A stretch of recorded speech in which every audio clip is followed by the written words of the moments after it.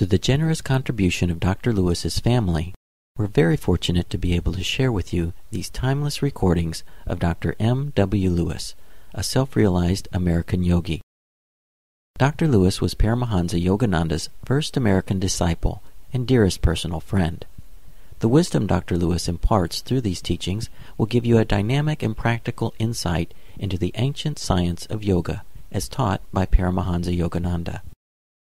This lecture's title is How to Retain Youth and Vigor, and was delivered in San Diego, California on August 8, 1954.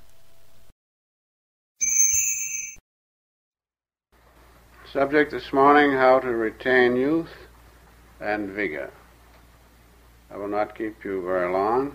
Try and give you some of the pertinent points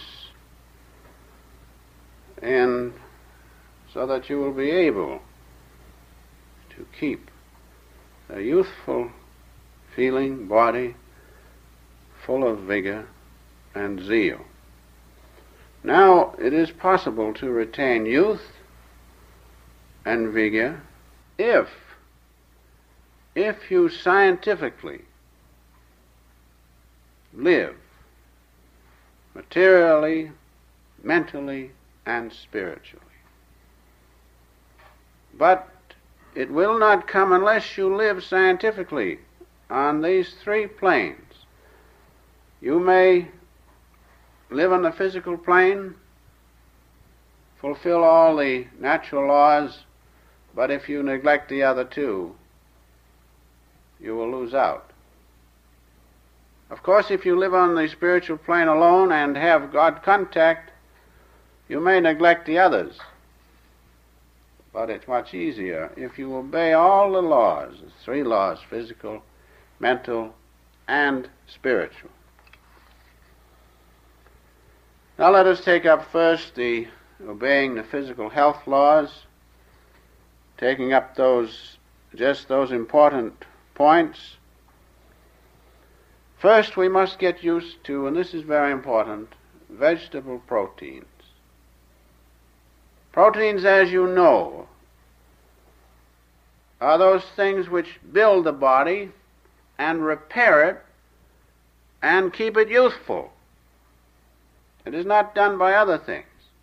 It is done by the utilization of that particular form of food as the proteins. Now, the vegetable proteins are much better for us because they do not accumulate in the system. And so we must get used to vegetable protein.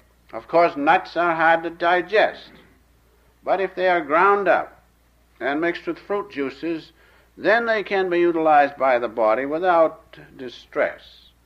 But if you find the nuts bother you, just don't take so many, but grind them up fine. We must have protein.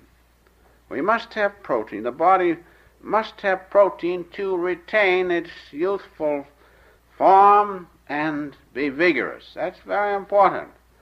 So vegetarians, if you're a strict vegetarian, watch out that you get enough protein. And that's why the master decided that a vegetarian diet plus the protein of dairy products, it seems at this time, is best for all of us.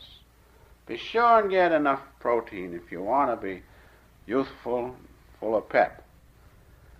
It is very important.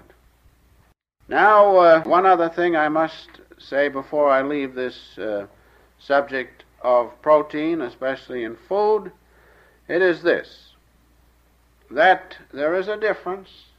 I must bring this up to point out to you the reason why you should stay away from certain proteins. That is the protein of the dairy products, and the proteins of flesh foods must be understood. The difference in them must be understood, even though the chemical composition is the same. The effect on the body is different. In dairy products, there's an entirely different effect of the protein than the similar protein of flesh foods. And it is because the vibration is different. The vibration is different in that case. Although perhaps, let us say, the chemical composition is practically the same, there's a difference there And being a difference, it will change the cells of your body completely. And you will lose that youthful form and your vigor. Now, one other thing in passing. If we use flesh foods, the protein of flesh foods, although practically the same as dairy products, is not fully utilized by the body. 70%, let us say, in rough figures, of that protein is utilized. What happens to the other 30%? That's what causes the trouble. That's what clogs up your organs of elimination, producing hypertension and all associated diseases. Why? Because of that one fact, that the protein of flesh foods is not wholly usable by the body, and the residue floats around causing trouble. Now that's one of the important things, while the protein of the dairy products almost 100% usable by the body.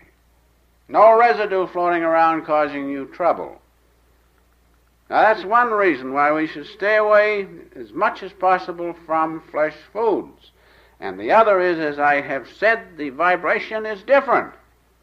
The vibration is different due to the fact that the highly developed nervous system of the animal registers in that flesh food a certain vibration. And also when the animal is killed, there is a vibration that is assimilated, so to speak, by the flesh of that animal, and that has its effect on you, without question of a doubt. I'll just give you one illustration. If you meditate regularly and you contact the presence of God, the cells of your body may have the same chemical composition as one who does not, but the cells of your body are different. It changes the cells of your body. They are spiritualized,